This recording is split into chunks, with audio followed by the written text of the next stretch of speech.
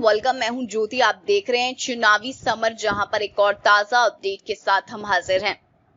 पश्चिमी यूपी में कृषि कानूनों के कारण भाजपा की स्थिति खतरे में।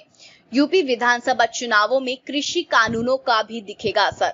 जी हां, जैसे कि हम जानते हैं कि केंद्र सरकार ने पिछले साल 3 नए कृषि कानूनों को लागू किया था, जिसके बाद विभिन्न राज्यों के किसान दिल्ली की अलग अलग सीमाओं पर 6 महीने से अधिक समय से प्रदर्शन कर रहे हैं। इन किसानों में पश्चिमी यूपी के किसान भी शामिल हैं।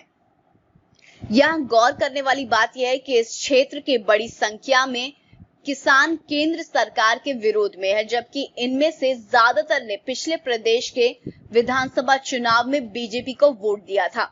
गौरतलब है कि बागपत में बड़ी संख्या में किसान सरकारी चीनी मिलों के सामने गर्मी में गन्ना बेचने के लिए इंतजार करते दिखाई देते हैं। इस दौरान उनमें से कईयों के पास ना तो आराम करने के लिए कोई जगह होती है, ना ही गर्मी से बचने के लिए पानी की व्यवस्था। किसानों का आरोप है कि चीनी मिल काफी धीमी गति से काम करती है और कभी भी समय पर पैसे नहीं देती है। उन्होंने कहा कि भले ही सरकारें कुछ भी वादा करती रहें, पर उसे पूरा नहीं करती। इन सब के अलावा गन्ना उगाने वाले एक स्थानीय किसान का कहना है कि सरकार काफी अच्छा काम कर रही थी, लेकिन नए कृषि कानूनों ने सब कुछ बदल दिया।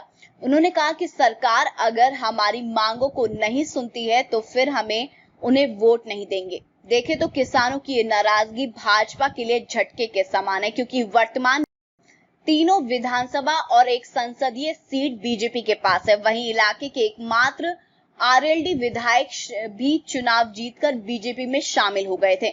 यानी कि क्षेत्र में आंतरिक राजनीति और किसान बहुल क्षेत्र की लगातार मुसीबतें अब बीजेपी के वोटों में सेंध लगा सकती हैं।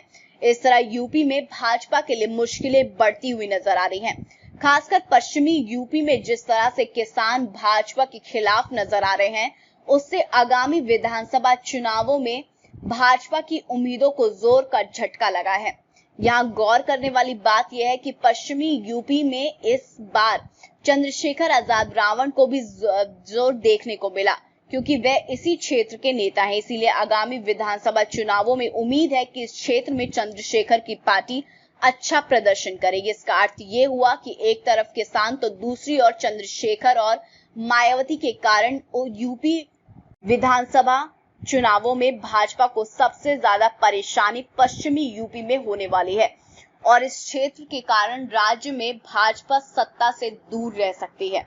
तो इस पर आपकी जो भी राय है आप प्लीज कमेंट सेक्शन में लिखें। Thank you so much. Keep watching today's for more news.